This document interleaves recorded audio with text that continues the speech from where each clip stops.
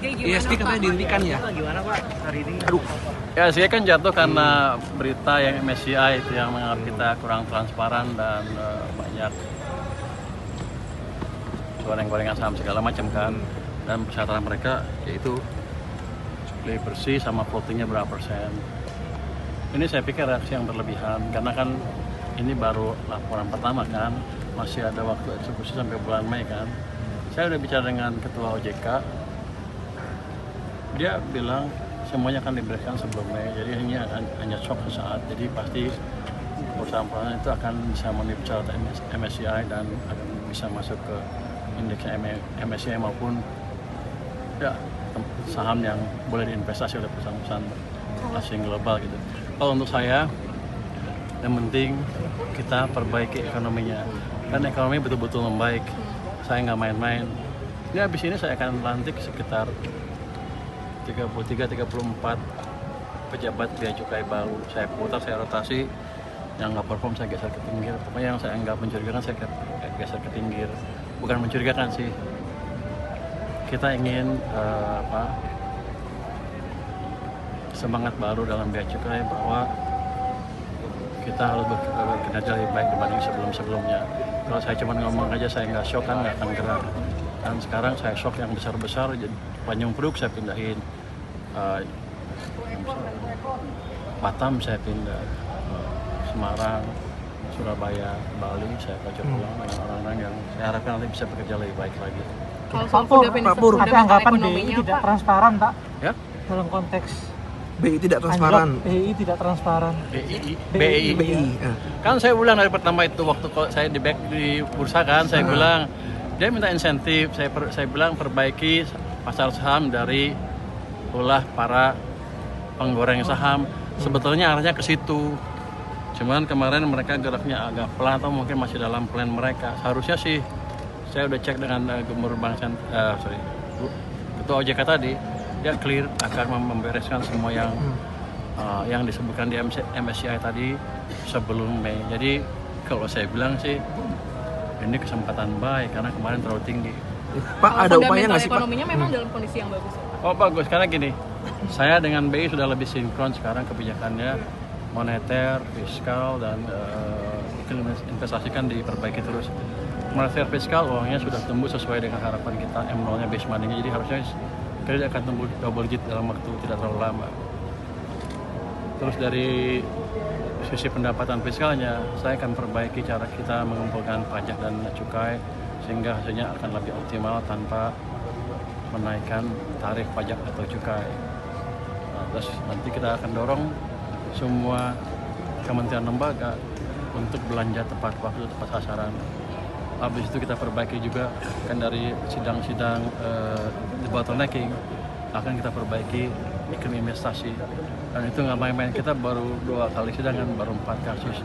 Ke depan akan ada kasus-kasus besar yang masuk situ yang akan bisa menunjukkan bahwa Indonesia serius memperbaiki iklim investasi.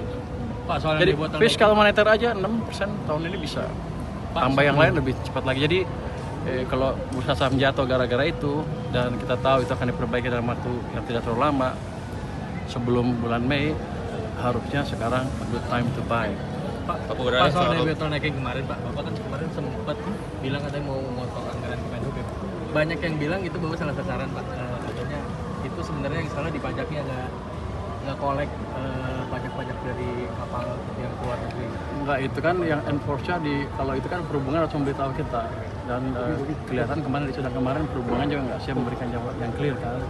Dan yang ngadu juga bilang perhubungan nggak monitor. Kalau perhubungan nasional kita dengan cepat ya kita beresin cepat. Jadi ini perlu kooperasi yang kerjasama yang baik antara kami dengan yang lain. Nah, sidang kemarin itu sidang-sidang seperti itu nanti akan membuka semua hambatan-hambatan yang ada antar kementerian dengan kementerian, Menko dengan Menko, kementerian dengan bisnis dengan bisnis. Itu yang kita akan bisa memperbaiki implementasi dengan betul-betul bukan di atas kertas kayak di OSS. Kalau OSS kan sempurna semua. Tapi kalau Anda dengar kan tadi banyak sekali kasus-kasus yang susah di Pak, soal board of peace Pak, kan ada wacana pembayaran 1,6 triliun. Kalau di JP kan minggu depan saya kan Ada yang bilang obrak-abrik nggak boleh, tapi saya bilang obrak-abrik lagi supaya orang-orang yang bagus betul-betul bisa naik atas memperbaiki kinerja DJP. Jadi akan banyak sekali bos-bos yang di sana, kepala kantor saya akan rotasi. Kita yang masalah kemarin itu katanya DJP juga nggak kolek pajaknya gitu Pak. Oh itu, Untuk kapal asing Pak. kenapa yang lapor pelaku bisnis bukan perhubungannya? Mungkin mereka ingin ada level playing field yang sama gitu Pak. Sama siapa? Karena mereka bayar pajak. Oh ya, duluan, iya tapi itu. juga. Kan kalau gitu harusnya si perhubungan ngasih tahu kita juga. Saya nggak tahu di lapangan seperti apa. Harusnya ngasih tahu kita juga biar kita beres kan. Harusnya mereka yang ngasih kita juga. Jadi yang protes perhubungan. Ya kalau mereka nggak kerjakan saya akan potong anggarannya diam-diam. Dulu ya. Soal Board of Peace pelanggaran 1,6 triliun apakah akan lewat Indonesian Aid Kemenq Pak? Satu dulu, yang mana dulu? Yang Board of Peace Pak, 1,6 triliun itu Kemenq penganggarannya gimana Pak lewat Indonesian Aid di bawah Kemenq? Nanti kita belum diskusikan, tapi pada suatu saat nanti presiden akan memberi tugas ke saya. Saya pikir sebagian besar akan dari anggaran juga, kan dari PPN juga. Pak, update soal Judagung Pak. Ya? Judagung, Pak Wamenkyu. Kenapa? Gimana Pak itu? Katanya Pak Istana akan mendapat Bapak minta pendapat Bapak terkait dengan Wamenkyu. Atau nggak perlu Wamenkyu mungkin Pak? Atau meminta kajian ke Bapak. Tuh lu mancing lu ya. Biar kita kuasain ya. Soal update Pak. Ya gimana Pak? Tanggapannya Pak? Soal Saya Wamenkyu. belum ada permintaan dari Kamera Pak. belum ada permintaan dari Mensesnek untuk saya memberi asesmen ke Pak Yuda Agung, salah satu calon Menq. Tapi katanya sih masih fluid ya. Saya belum boleh bilang Yuda Agung calon Menq, katanya tunggu pernyataan dari Bapak Presiden. Kalau nggak punya. Jadi kandidatnya Bagus, saya sama dia tadi nggak perlu lagi kalau kata dia. kandidatnya lebih dari satu Pak. Setahu ini yang saya dengar satu, tapi biasa kalau politik kan suka berubah-ubah. Soal update biaya keluar batubara. Pak Judagung Pak. Itu seperti apa Pak? Gimana? Update biaya keluar batubara Pak itu update seperti apa Pak? Sedang dalam proses hukumnya sedang diberesin, peraturannya dalam proses pengundang-undangannya. Kira-kira tarifnya udah ditunjuk Pak? Udah dikaji-kaji juga sih? Oh udah, tarifnya udah kali, cuman putusnya berapa masih belum, masih ini kan masih diundangin ya. Antara 5, 7, 8, 78 apa 11. Sambil jalan ya Mas. Ada berapa level? Sambil jalan ya. Pak Pur. Meskipun keluarnya di luar Januari, tetap ditarik dari Januari Pak. Apanya? Tarik biaya keluar. Itu surut kan. Kalau saya sih ya maunya. Tapi nanti kita lihat gimana tergantung peraturan kan akan ada diskusi di situ kan. Kalau saya sih tak berlaku surut aja. Januari bayar kan bisa dihitung. Jalan ya. Bapak udah kalau kesepakatan yang sama mungkin dari Menteri SDM sama pengusaha Indonesia. Kenapa saya mesti sepakat dengan pengusaha? Dia kan udah ambil PPN saya 25 triliun, saya udah rugi. Dia nggak sepakat sama saya waktu diem-diem aja. Kasih ya Mas. Bapak Kasih ya. sudah ketemu dengan Pak Judagung Pak ya? Siapa? Sudah ketemu Pak Juda. Sudah. Yuda kan udah kena teman lama juga, jadi nggak terlalu banyak yang bisa diskusikan lagi. Kapan terakhir bertemu Pak?